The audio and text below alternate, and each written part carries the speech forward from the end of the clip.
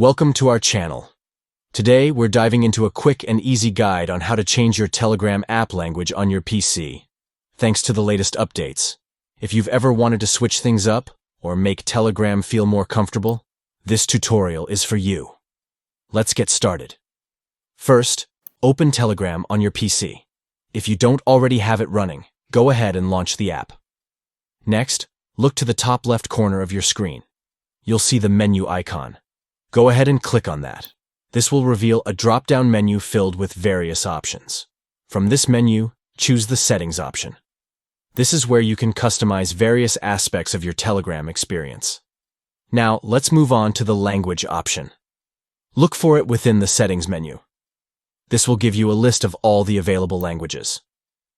Once you're in the Language section, you'll see a variety of language options available for you to choose from. Whether you prefer English, Spanish, French, or any other language, it's all here. Finally, select your preferred language from the list. After making your choice, hit OK to apply the changes, and there you have it.